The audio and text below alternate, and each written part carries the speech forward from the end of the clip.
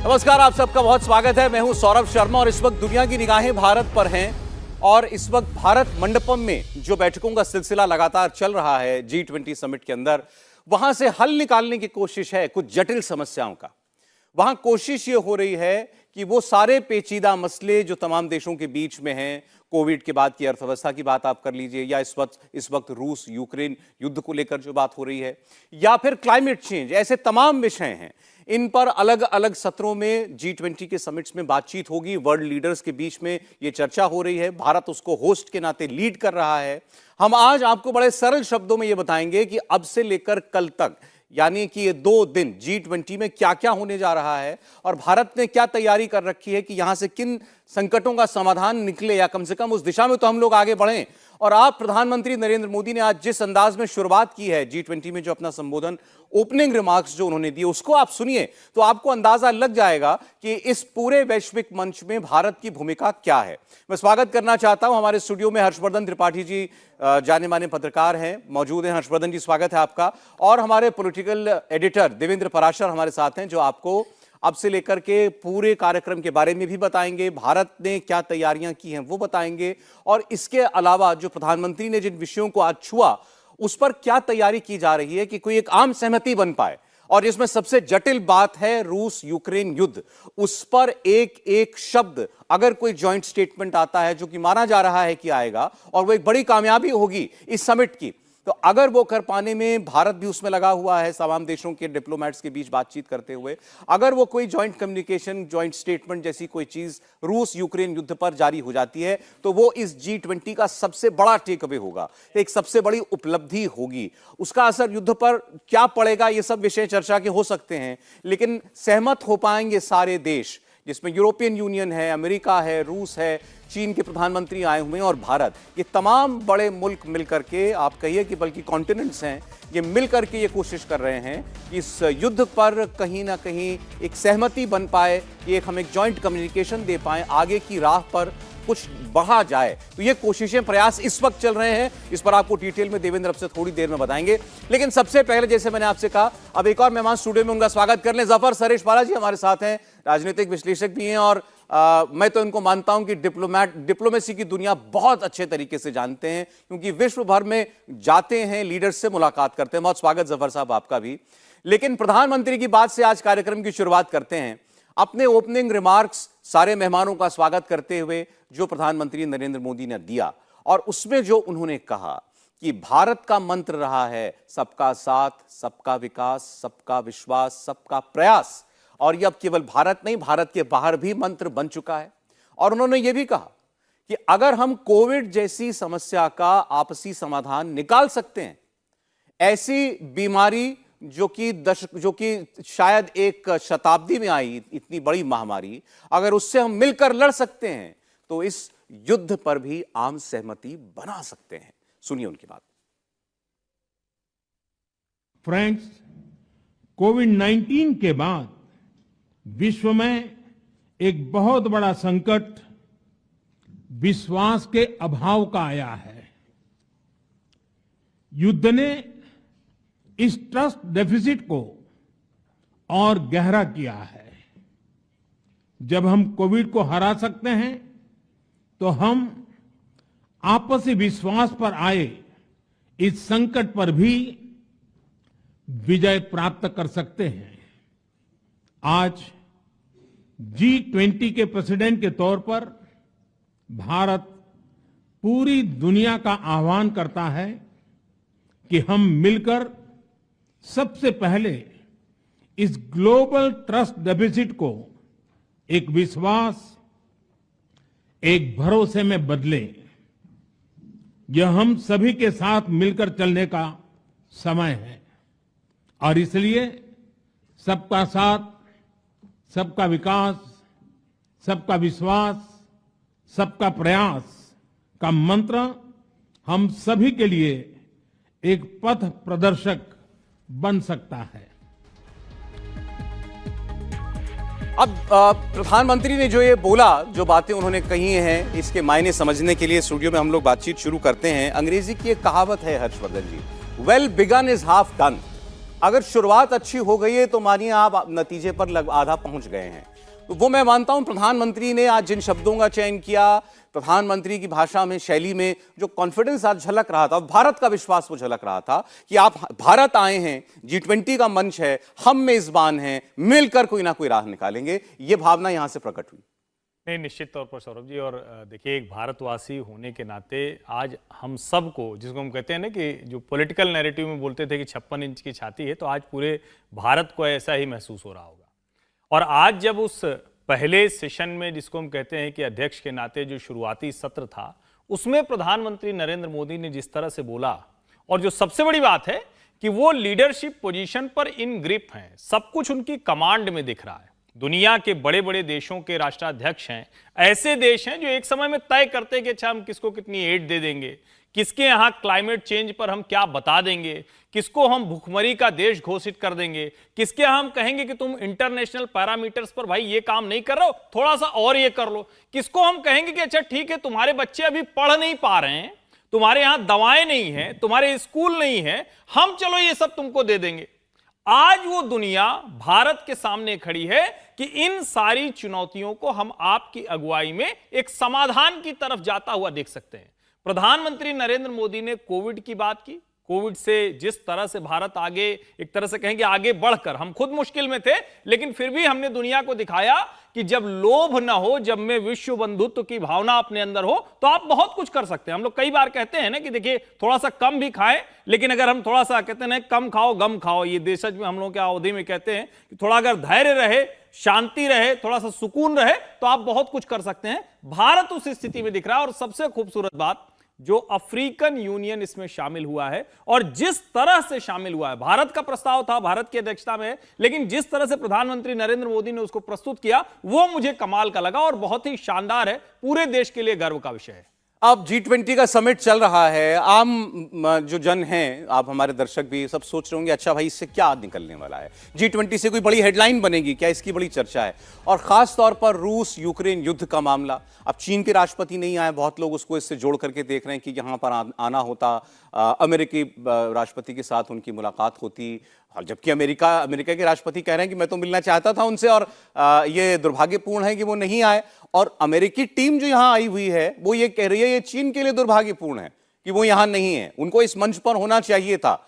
लेकिन अब जो प्रयास किया जा रहा है कि रूस यूक्रेन युद्ध के हवाले से कुछ शब्द जो हैं उस जॉइंट कम्युनिकेशन में डाले जाएं, और वो शब्दों का चयन ही डिप्लोमेसी का सारा खेल है। अगर हम ये सोचते हैं कि भाई आज इस G20 की बैठक से सब लोग नेता मिलकर बात कर रहे हैं, तो ये कोई आम सहमति बन जाएगी भाई युद्ध रोक दो, ऐसा नहीं होता है। लेकिन ये सब नेता मिलकर जब बैठते हैं तो एक आगे की बात करते हैं कि अच्छा चलिए किस दिशा में अब बढ़ा जाए, कुछ तो पहल हो, नहीं तो वहां तो युद्ध चल ही रहा है, और वो काम यहां से होना है। और उसकी प्रयास जो हैं वो बताए जा रहे हैं काफी हद तक कामयाब हो गए हैं देवेंद्र। एक जॉइंट कम्युनिकेशन में रूस यूक्रेन युद्ध के हवाले से सबको मंजूर होने वाली शब्दावली शामिल हो सकती है। और बिल्कुल सौरभ, सबसे बड़ा चैलेंज अभी आप कह सकते हैं, अगला जो सबसे बड़ा चैलेंज था इस समिट को लेके, वो भारत के लिहाज से यही था कि क्योंकि भारत की अध्यक्षता में ये हो रहा है, तो सभी देशों को एक राय करके, एक सहमत करके एक जॉइंट डिक्लेरेशन लेकर आ जाए, उसे दिल्ली डिक्लेरेशन नाम दें या कोई और नाम दे दें, लेकिन वो एक स्टेटमेंट हो जिस पर सभी पक्षों की सहमति हो।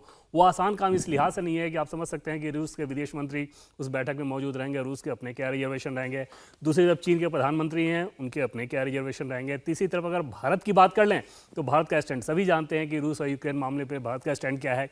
यूरोप और अमेरिका की बात कर लें तो उनकी अपेक्षाएं, वो एक अपेक्षाएं एक तरह से एक तरफा अपेक्षाएं हैं। तो इतने सारे विरोधों को, अंतर विरोधों को एक करके एक स्टेटमेंट के फॉर्म में लाना ये आसान काम नहीं था। पिछले दिनों मानेसर में जो शेरपाओं की बैठक हुई थी, उस पर भी इस पर बहुत ज़्यादा काम हुआ है, और ये उम्मीद जताई जा रही है कि कोई जॉइंट स्टेटमेंट आएगा, उसमें रूस यूक्रेन वॉर को लेकर जो स्टेटमेंट होना चाहिए, जो शब्दावली होनी चाहिए थी, वो लगभग गढ़ लिया गया है। दूसरी चीज़ आपके प्रधानमंत्री नरेंद्र मोदी के आज के शुरुआती स्टेटमेंट को देखें, उन्होंने सीधे जो कहा कि कोविड के बाद विश्वास का संकट पैदा हुआ है, वो संदेश किसके लिए था, किसके खिलाफ विश्वास पैदा हुआ है, वो चीन के खिलाफ विश्वास पैदा हुआ है।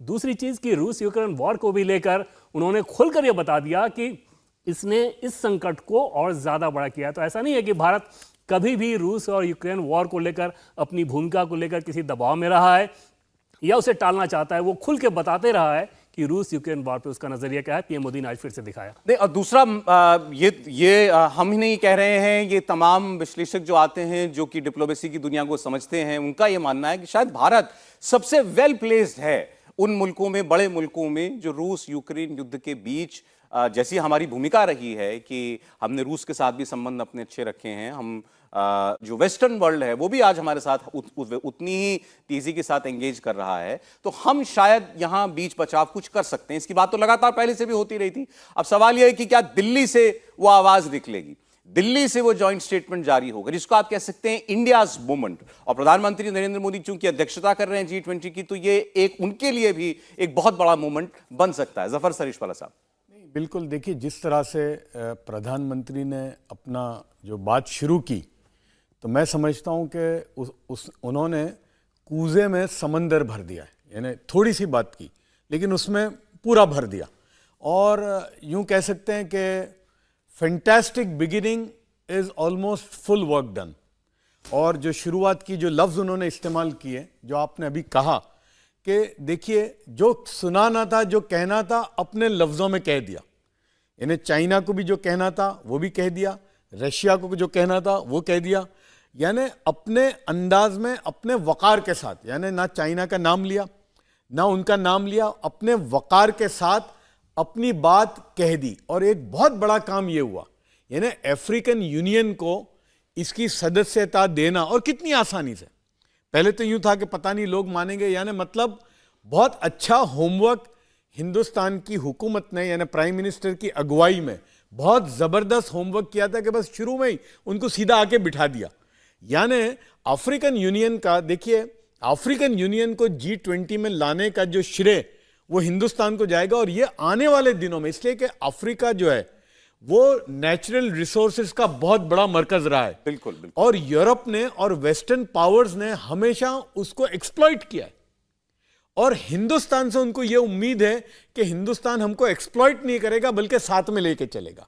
यानी देखिए हिंदुस्तान जो है वो लीडरशिप की बात नहीं करता, वॉइस की बात करता है। यानी कि भाई हम आपकी आवाज बनेंगे, यानी हमें लीडर नहीं बनना है। तो ये जो मैसेज जो शुरुआत का इतना बेहतरीन हुआ है, और हिंदुस्तान ने अपना मकाम दुनिया की डिप्लोमेसी में एक ऐसे लेवल पे लेकर गए हैं कि मैं समझता हूं कि ये एक बहुत बड़ी अचीवमेंट आज शुरुआत की है। और इस पर नियत झलकती है। जफर साहब, आपने बड़ी अच्छी बात कही है, जैसे आपने कहा कूजे में समंदर भर दिया। हम भारत जो है G20 के मंच से ही नहीं, केवल अदरवाइज भी भारत की विदेश मंत्रालय या प्रधानमंत्री इस बात को लगातार कहते रहे हैं कि जितने भी बहुपक्षीय फोरम हैं और जो UN है, इन सब में प्रतिनिधित्व बदलने का समय आ गया है, या रियल रिप्रेजेंटेशन देने का वक्त आ गया। जब हम अपनी वकालत करते हैं कि हमें उस सिक्योरिटी काउंसिल की सीट पर होना चाहिए, तो साथ साथ हम और लोगों की बात भी कर रहे हैं। जब हम कहते हैं कि हम ग्लोबल साउथ की आवाज बनना चाहते हैं, डेवलपिंग वर्ल्ड की आवाज हम बनना चाहते हैं, आपने बड़ा अच्छा काम, लीडर नहीं आवाज है उनकी, तो हम अफ्रीकन यूनियन को लाते हैं ना इसमें G20 में अपनी अध्यक्षता के अंदर। हमारा बड़पन क्या है कि हमें लीडर नहीं बनना है, हम आपकी आवाज बनेंगे। ये बहुत बड़ी बात है, और ये वाकई ये हिंदुस्तानी कुनेह कहूंगा मैं इसको। नहीं, देखिए इसको मैं थोड़ा सा और आगे बढ़ाता हूं। आज अगर आप ये देख रहे हैं कि भारत इस स्थिति में पहुंच गया है, तो लीडरशिप तो कई बार होता है ना कि आप छीन कर लीडरशिप थोड़ी नहीं ले सकते हैं। जब लोग आपको नेता मानेंगे, वरना तो बहुत से लोग कोशिश कर रहे हैं कि हमको नेता मान लो, भाई नहीं मान रहे हैं लोग नेता तो परेशान है। नेता बनने का सीधा सा मतलब यही है कि आपके पीछे लोग खड़े होने में उनको यह नहीं लगता कि हम कहीं छूट रहे हैं, कोई हमको धकेल कर आगे बढ़ रहा है, ऐसा नहीं लगता है। और मुझे लगता है कि प्रधानमंत्री नरेंद्र मोदी के नेतृत्व में भारत ऐसा कर रहा है। लेकिन हम ऐसा कर कैसे पा रहे हैं, उसकी एक बड़ी वजह है जिसकी चर्चा जरूर करनी चाहिए। नरेंद्र मोदी के प्रधानमंत्री काल में 9 वर्षों से ज्यादा समय में पाकिस्तान समाप्त है, चर्चा के तौर पर नहीं है। आप अगर कल्पना कीजिए कि अगर पाकिस्तान उस स्थिति में होता तो शायद ये लीडरशिप पोजीशन अभी हम गेन नहीं कर पाए होते। और उसके साथ वो जो पड़ोसी देश हैं, जो हम श्रीलंका कहते हैं, नेपाल कहते हैं, भूटान कहते हैं, मालदीव कहते हैं, उन देशों में जिस तरह से भारत ने ह्यूमन सेंट्रिक अप्रोच के साथ काम किया है, पहले भी सरकारें काम करती रही, ऐसा नहीं है। हमारे देश ने, चूंकि हम सबसे बड़े देश हैं, हमारी एक जिम्मेदारी है, हम उसको निभाते रहे। लेकिन जिस ह्यूमन सेंट्रिक अप्रोच के साथ, जिसको कहते हैं कि छोटे छोटे डिप्लोमेटिक मूव्स, छोटी छोटी जगहों पर हम स्ट्रेटजी अपनी वहां प्लांट कर देते हैं और कुछ समय बाद वो कहते हैं ना कि वो छोटा सा बीज हमारा जब बड़ा पौधा बन जाता है, पेड़ बन जाता है, तब दुनिया को लगता है कि अरे ये कैसे भारत ने कर दिखाया। आज भारत उस सिचुएशन में खड़ा हो गया है और मैं इसको इसी तरह से देखता हूं कि जिसको शायद थोड़ा और पहले हमें मिलना चाहिए था, थोड़ा देर से सही लेकिन देर आए दुरुस्त आए की तरफ हम बढ़। अब ये जो रूस यूक्रेन वाला मामला है, जिससे प्रधानमंत्री पाकिस्तान ने के अपनी बात मामले शुरू में की। हाँ जफर साहब कहिए। देखिए, ये पाकिस्तान का अपना किया हुआ है।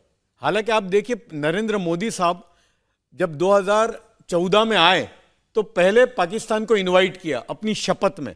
एक दूसरा, आपको अगर याद हो कि 8-9 महीने में फ्लड आए थे जबरदस्त, और यहां इनको इनवाइट किया था। और मुझे याद है कि वो यूएन सेशन जो थी 2014 अक्टूबर में हमने बुलाया था, और उसके बावजूद भी उन्होंने जो हिंदुस्तान के खिलाफ वहां वो दिया था अपनी स्पीच।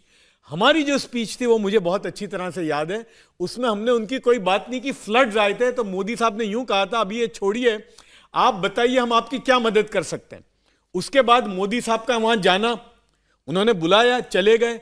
तो हमने तो बड़े मौके दिए पाकिस्तान को। अगर साहब खुद चले, आप बताइए, बिना किसी फॉर्मेलिटी के वहां चले गए, उतर चले गए जहाज लेकर के। हमने तो उनको मौका दिया। अगर उन्होंने उस मौके का साथ दिया तो। और एक बात ये पाकिस्तान की आवाम कहती है कि आज अगर हमने हिंदुस्तान के साथ अच्छे ताल्लुकात रखे होते तो हम ये दिन आज नहीं देखते।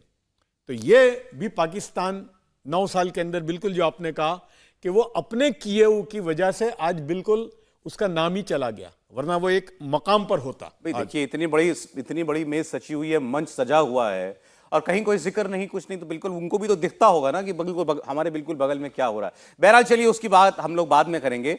अब आपको जरा हम कुछ तस्वीरें दिखाते हैं, फिर उससे समझने की कोशिश करते हैं कि इस G20 में भारत की भूमिका क्या है। प्रधानमंत्री नरेंद्र मोदी ने आज जब अमेरिकी राष्ट्रपति जो बाइडेन का बहुत गर्मजोशी के साथ स्वागत किया, उसकी तस्वीरें इस वक्त आप देख रहे हैं स्क्रीन पर।